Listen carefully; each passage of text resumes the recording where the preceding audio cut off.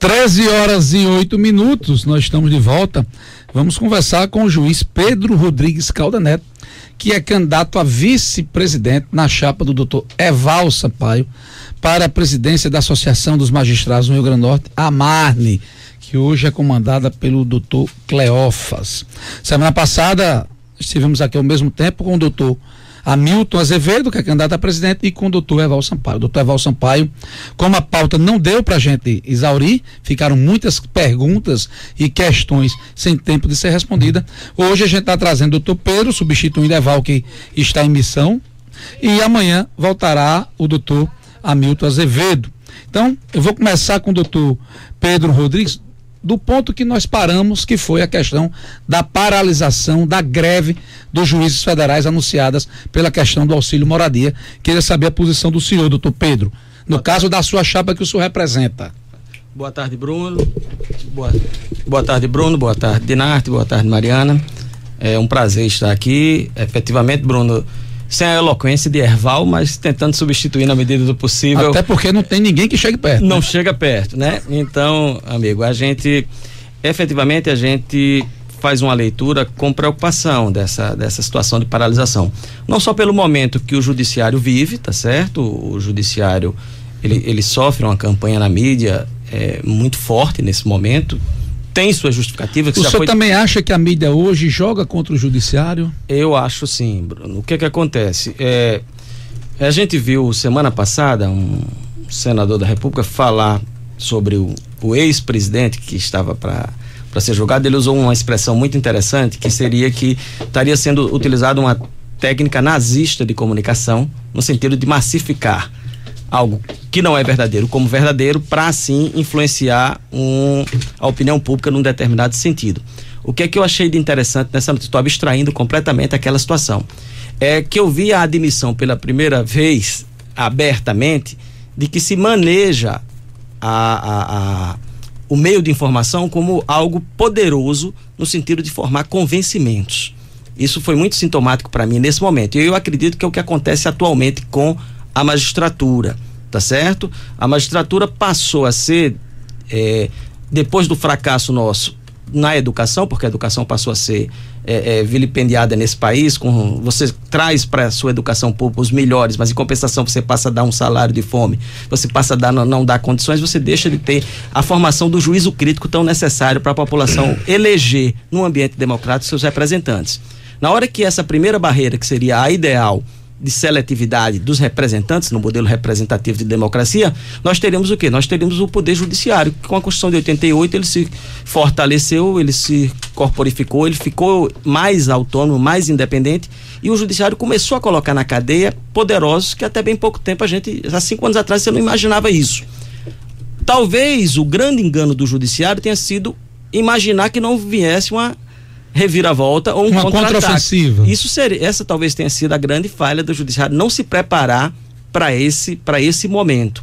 Então, e você sabe que o manejo da informação, ele pode ser algo extremamente positivo no ambiente democrático, porque é uma via da mídia para esclarecer a população, para desenvolver o juízo crítico, mas isso pode ser manejado no sentido de criar um sentimento tanto de adesão como de animosidade em face de pessoas ou instituições, que é o caso que hoje eu penso que acontece com o judiciário. Então, eu faço essa leitura com preocupação, especialmente considerando que a gente judiciário, a gente não aprendeu ainda a transitar nesse meio. A gente está aprendendo. Eu venho para o seu programa, eu me sinto deslocado. Até porque a nossa essência, a nossa formação é o quê? É ouvir. É ouvir e, quando muito, decidir. A gente argumenta aquilo que vê num processo específico. Mas a comunicação, realmente, a gente tem esse prejuízo. Ô, doutor, deixa eu fazer uma pergunta ao senhor. Será que não é possível a mídia, o jornalismo, e eu me coloco aqui no lugar agora, de achar que o auxílio moradia é excessivo? Não. Com certeza é possível. E com certeza a gente precisa falar. Porque eu quero que os poderosos sejam todos presos. Claro. Tudinho. Eu quero que quem esteja podre, que pague pelos crimes. Inclusive, se no futuro eu fizer algo errado, que eu pague pelo aquilo que eu tenha feito. Porque o que eu fiz pelo passado eu já paguei todos. Longe da parte criminal, graças a Deus.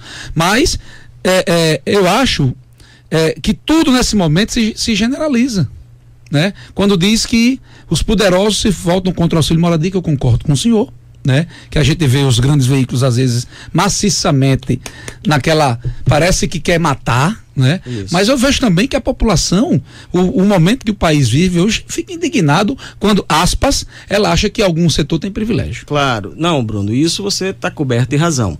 O que a gente coloca não é que efetivamente esse tema não seja discutido, até porque nós fazemos parte de um sistema jurídico. Essa questão inclusive vai ser enfrentada pelo Supremo. E a gente não tem como, se a decisão do Supremo for pela manutenção, a gente vai defender isso. Por quê? Porque inclusive é um direito previsto em lei e é um benefício de uma categoria. E eu desconheço, com raríssimas exceções, alguma categoria que vá abrir mão de um direito, tá certo? Que ela tenha previsto em lei. É isso que a gente coloca como questionamento. O que a gente tem ponderado é que algumas notícias que são veiculadas desse modo dão a entender que, por exemplo, a eventual falência do Estado com outras profissões, com outras ações dele, seriam decorrentes do pagamento do auxílio moradia, como que vendendo uma imagem equivocada, que não é o caso, que o judiciário inclusive paga o seu auxílio a partir do seu percentual do 12º. O judiciário tem gerido as finanças e paga o seu pessoal a partir do seu 12º. O que a gente coloca é somente esse questionamento. É esta visão que precisa ser discutida. Logicamente, quando você fala que a mídia do país, ela precisa debater isso e precisa trazer a posição do judiciário, isso é algo natural e até que deve ser estimulado num ambiente democrático. Não tem como fazê-lo diferente. Apenas quando você vê a repetição do assunto, a reiteração daquilo que já foi posto, você identifica, tá certo? Nesse agir, o quê? A intenção de fragilizar o poder judiciário. Você fragilizando o juiz, você fragiliza o poder judiciário. E assim, desse modo, na nossa leitura, tá certo? Há sim uma campanha no sentido de fragilizar uma instituição do país. E isso, na minha opinião, vai ter um preço muito caro. Por quê? Porque você já tem um juiz hoje, os juízes são extenuados. Eu trabalho de domingo a domingo, eu saio do fórum 9h30 da noite, eu hoje já uso hipertensivo, já tomo hipertensivo e ansiolítico por causa da pressão e a quantidade de processos que a gente tem para ler e decidir. E o juiz hoje no Brasil, a gente tá tomando um rumo muito complicado, muito perigoso, não para as pessoas, porque eu estou juiz, eu não sou juiz. Eu vou me aposentar, eu sou cidadão, eu tenho dificuldades, eu preciso recorrer à justiça quando eu tenho alguma dificuldade, mas na hora que a gente tiver essa carreira, além de extenuada, desmotivada, vai ser algo terrível, Bruno. Se você sair daqui, que Deus te livre, bater em teu carro, se não tiver um judiciário para você... Não, concordando... Olha, eu não pago não e tá resolvido. Concordando ou discordando... É só isso que a gente coloca. Concordando ou discordando, achando o que achar, no dia que nós tivermos um judiciário fraco, pode fechar o país. Exatamente. Pode fechar, Dinarte. Ao contrário do que as pessoas pensam, né, atividades associativas como a Amarne, a Amperne, Associação GMP de Juízes, elas são mantidas com recursos públicos, porque na medida em que, por exemplo, esse caso da juíza trouxe isso um exemplo bem concreto, né? É garantido por lei o direito de vocês fazerem atividade associativa, de se afastar sem prejuízo à remuneração, o que é correto. Mas para quem está em casa, que acha não, que isso aí é coisa de juiz, eu não tenho nada a ver com isso, qual a importância da Amarne para o resto da sociedade? Claro, só fazendo uma correção, a gente se mantém por uma contribuição mensal, tá certo? O que acontece é o seguinte, o presidente, vou falar aqui no nível local, o presidente da Amarne se afasta, tá certo? Para desenvolver, logicamente, esse trabalho de política associativa, porque todas as profissões, todo serviço público tem isso. Mas aqui no caso do nosso estado e da Amarne, é o presidente da Amarne. Aqui é só o presidente. Só o presidente não da Amarne. A diretoria, Só o presidente. E nós pagamos mensalmente um valor que desconta do nosso contra-cheque, tá certo? Efetivamente, você vai me dizer e vai colocar. Mas, Pedro, na hora em que a pessoa está afastada e está recebendo seu salário, de certo modo, está saindo dos cofres públicos esse dinheiro, isso não tem como negar. Mas efetivamente todas as categorias do serviço público têm os seus representantes, tá certo? E eles continuam percebendo a sua remuneração. Nesse caso específico que você citou, embora seja uma questão que a gente, eu particularmente não domine, a gente tem que esperar a decisão do órgão próprio, que vai ser o CNJ, é que a divergência que está havendo é porque seriam afastamentos sucessivos. Exatamente. Essa é que seria a questão polêmica que tem que ser colocada, e até me parece que na hora Bruno fez um comentário sobre a necessidade da alternância do poder, até para que outras pessoas vivam a experiência e passem a fazer esse trabalho.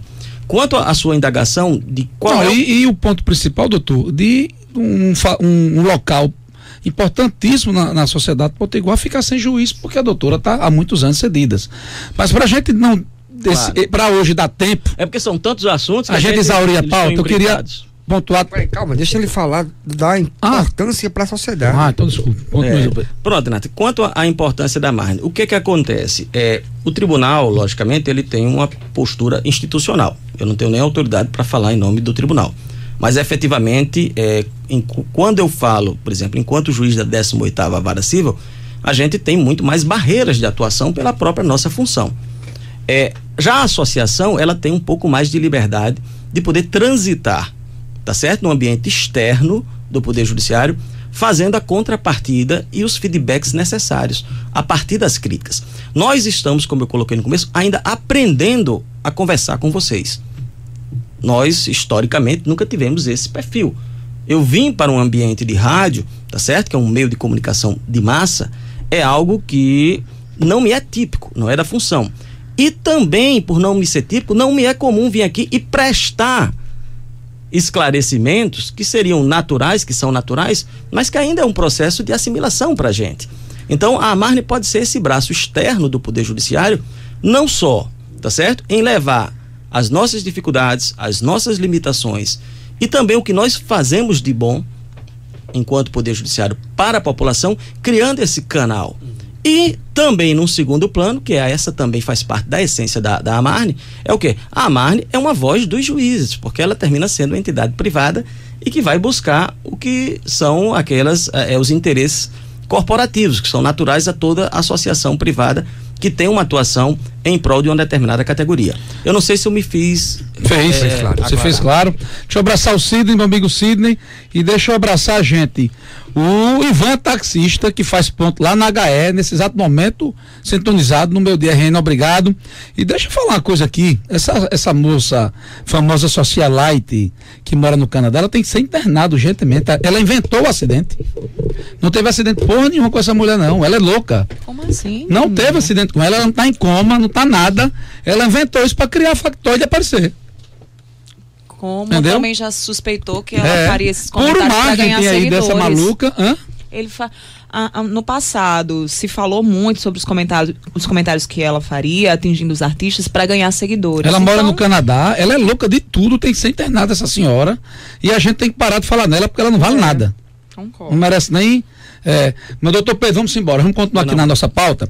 E eu queria chamar a atenção do senhor para 3 pontos, para a gente tentar matá-los até às 13h30, que são: como o senhor, representante da sua chapa, vê a insegurança vivida no Rio Grande do Norte? Primeira. Segundo, qual a leitura que o senhor faz das audiências de custódia? Segurança no Rio Grande do Norte. Segunda pergunta, audiência de custódia. Terceiro ponto, como o senhor está vendo a questão da morosidade ou da agilidade do Judiciário Potiguar, a produtividade? Bem, Bruno, são 3 temas bem polêmicos, mas eu vou tentar sintetizar aqui. Com relação à segurança, eu sou juiz civil há 3 anos, mas sou juiz criminal de formação, tá certo? Então a gente verifica que esse é um fenômeno que tem acontecido no país inteiro. Você não vai combater segurança localizada no país. Se a gente não desenvolver uma política efetiva de segurança em nível institucional e nacional, você vai avançar muito pouco, porque nós não vamos conseguir ficar imunes ao fenômeno do crime. Você veja que hoje a grande preocupação com essa intervenção no Rio de Janeiro, tá certo? Quem trabalha num outro plano de analisar a criminalidade de forma macro, já não é mais nem tanto do estado do Rio de Janeiro, são os estados circunvizinhos que já começam a se preocupar com a migração dessa criminalidade na hora em que a atuação do Estado se faça mais efetiva dentro do Rio de Janeiro. Porque o crime, ele não tem fronteiras. Mas a segurança pública, ela é limitada por fronteiras. Então, um juiz, para praticar um ato, para determinar uma medida que vai ser cumprida em outro estado da federação, ele precisa emitir uma carta precatória, e você tem toda uma burocracia estatal, tá certo? De combate ao crime. Então, isso é um fator que é muito negativo. E mais, nós estamos, de certo modo, vivendo constantemente o conflito do simbolismo do direito penal. Embora há quem critique o direito penal, que ele não deva ser simbólico, que ele tem que ser sóbrio, que ele tem que analisar o fato concreto, você não tem como dissociar do povo, da sociedade, o simbolismo que envolve o direito penal. Veja essa questão que você citava antes de Paulo Maluf, né? E o simbolismo que envolve a situação dele hoje está encarcerado, do que está se passando com ele na condição de alguém que está preso e condenado. Então, a gente tem que ver essa questão. Mas eu penso que, se não enfrentar isso no nível de inteligência e em nível nacional, é muito provável que o Rio Grande do Norte sozinho consiga sair da crise, ou que o estado de Pernambuco sozinho, porque essas migrações, ela existe, o crime se move muito mais rápido do que o estado. As audiências de custódia. As audiências de custódia. Bem, as audiências de custódia foi uma política descarcerizante, tá certo? Instaladas, inclusive impulsionada pelo CNJ, que serviria para que, na ocasião de toda prisão em flagrante, que é aquela prisão que não tem previamente uma determinação judicial da custódia, você, quando prende flagrante, não houve a determinação judicial, a análise da situação de prisão é posterior. Então, ela fosse analisada o quanto antes por um juiz de direito, tá certo? Nós vamos ter situações, como vocês comentaram, a imprensa comentou há bem pouco tempo, da situação do juiz soltar alguém por ocasião da audiência de custódia. Quando isso é um crime que tem uma maior, tem uma repercussão negativa na sociedade, isso causa uma certa resistência. A sociedade é revoltada com as audiências de custódia. Exatamente. Então, o que é que acontece? Ela é um passo no sentido de tentar fazer com que se evite, na medida do possível, o cárcere daquelas pessoas que não representam uma maior periculosidade. Efetivamente, Bruno, para quem é vítima desses crimes, você nunca vai conseguir justificar a audiência de custódia. Porque você vai dizer, o cidadão vai dizer, por mais simples que ele tenha sido vitimado, ele não vai aceitar que o criminoso, mesmo que seja um crime sem violência, já seja solto na mesma hora de sua prisão. Agora, nós temos, infelizmente, um problema carcerário muito grande. Nós não temos vaga, apesar de a gente ver sempre aquele discurso: a polícia prende, a justiça solta, mas tem uma enormidade de mandados de prisão. Vocês poderiam até depois, eu não tenho esse dado, mas a gente poderia tentar correr atrás, principalmente com os juízes criminais, essa quantidade de mandado de prisão que está pendente de prisão. E se esse pessoal todo fosse preso, não teriam de colocar gente aqui no Brasil, porque a criminalidade é um fenômeno também social, e nós somos um país de enormes desigualdades sociais, e nós geramos uma criminalidade de massa. Então, eu acredito que a audiência de custódia, na pior das hipóteses, é um mal necessário. Qual a avaliação que o senhor faz hoje da produtividade dos juízes potiguares? Pronto, a produtividade dos juízes potiguares, eu diria a você, até em nível nacional, a nossa produtividade é muito alta.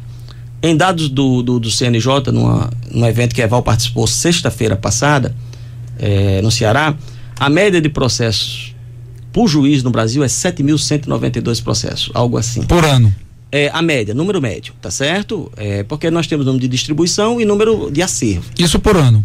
A média, número médio. Certo. Seria a média. Certo, entendi. A realidade média. Porque as distribuições, elas variam de acordo com as competências, grau de complexidade, todas essas questões. Então, efetivamente, num país que tem uma litigiosidade tão forte, um volume tão alto de tudo vira processo no Brasil, o que é que acontece? Você nunca vai ter uma justiça capaz de dar respostas mais efetivas. Ainda mais no nosso modelo, que é extremamente protetivo do devedor. O devedor no Brasil... O senhor concorda com esse ponto aí? Não, eu acho que precisa ser revisto. Eu vou só lhe dar um exemplo também que foi muito conversado com vocês, aquela questão da retenção do passaporte de quem tem dívida civil. No mesmo instante, pronto, veja só, Nath já colocou que foi um absurdo. No mesmo instante, houve a grita geral, tá certo? Olha, tá ferindo a liberdade de ir e vir. Mas você tem pessoas que estão falindo seus pequenos negócios, porque aquela pessoa, devedor, tem toda uma engenharia jurídica. Ele foi orientado para criar uma engenharia jurídica de blindagem do seu patrimônio, tá certo, Inarte?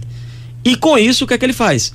Ele viaja para o exterior, fica postando nas redes sociais No Instagram, suas viagens. né? Então, quando que dando uma bufetada na cara daquele cidadão que às vezes não consegue bloquear dele 10, 15 mil reais. E até que ponto isso é legítimo? Eu não estou nem querendo dizer que a minha ideia tem que se impor, mas é algo que precisa ser refletido, porque isso vem de uma ideia de ineficiência jurisdicional. O Estado não consegue. Eu conversando outro dia isso na audiência, e um colega advogado fez a ponderação. Não, mas ele viajou com o dinheiro da esposa. Ele falou até brincando, né?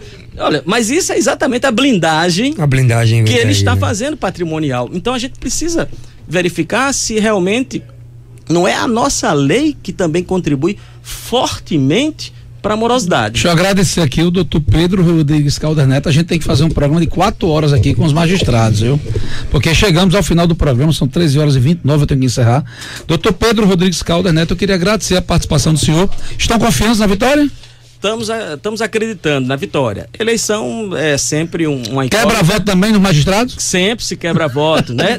A nossa eleição não deixa muito a desejar nada, mas a gente está confiante no trabalho, na alternância do poder, a gente entende que chegou o momento. E a eleição da Marne é propositiva e sem baixaria, né? Com certeza, porque são colegas, a gente diverge, logicamente, mas se respeita. Eu tenho muita admiração pro doutor Azevedo e pelos colegas que estão no outro lado. Pois, conversamos com o doutor Pedro Rodrigues Caldas Neto. Valeu, Mariana Vieira, valeu, Dinata. Até amanhã a todos. Abraçar o Murilo Filinto, abraçar o Miranda, abraçar o Franklin, gente. Valeu a audiência de todos vocês. Até amanhã, se Deus quiser.